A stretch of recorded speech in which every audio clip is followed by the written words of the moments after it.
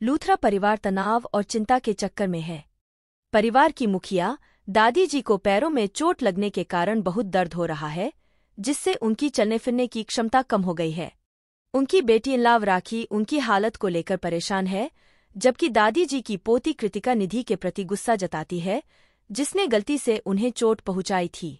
हालांकि दादी जी निधि का बचाव करती हैं, यह बताते हुए कि उन्होंने शौर्य और काव्या को पालने में अहम भूमिका निभाई थी। इससे कृतिका से तनातनी पैदा हो जाती है, जो मानती है कि प्रीता, दादी जी की पिछली देखभाल करने वाली, को बेइंसाफी से दोषी ठहराया गया और घर से निकाल दिया गया। इधर प्रीता का अलग हुआ पति राजवीर अपने जटिल भावों से जूझ रहा है।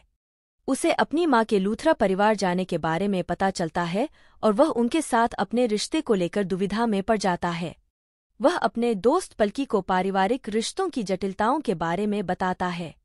दादी जी की हालत की खबर प्रीता को लग जाती है, जो पहले हुए बुरे व्यवहार के बावजूद वापस लूथरा हवेली चली जाती है। वहां उसकी मुलाकात वर्षा से होती है, जो उसे स्थिति की गंभीरता के बारे में बताती है।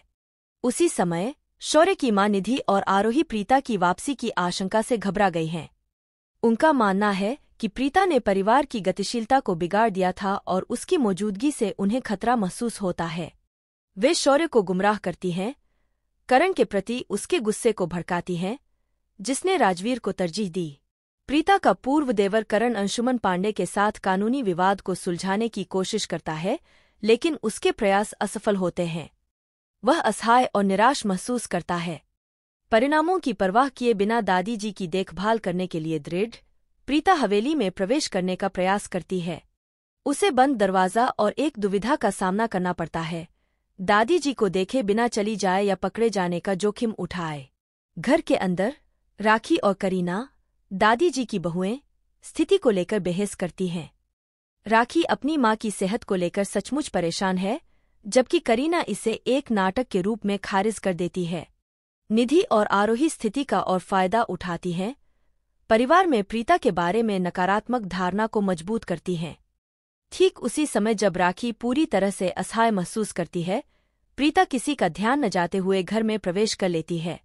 राखी प्रीता के प्रति सभी की अस्वीकृति से वाकिफ अनदेखी करने का फैसला करती है, जिससे प्रीता दादी जी के कमरे तक पहुंच पाती है।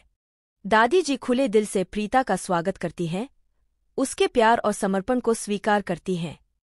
प्रीता दादी जी को आश्वासन देती है और उनका इलाज शुरू करती है, जिससे दादी जी को काफी राहत मिलती है। कहानी अंत में अराजकता के बीच उम्मीद की किरण के साथ खत्म होती है। परिवार की अस्वीकृति के बावजूद दादी जी के लिए प्रीता का प्यार और वफादारी बरकरार है। राखी की मौन स्वीकृति के साथ प्रीता दादी जी को बहुत जरूरी देखभाल प्रदान करती है।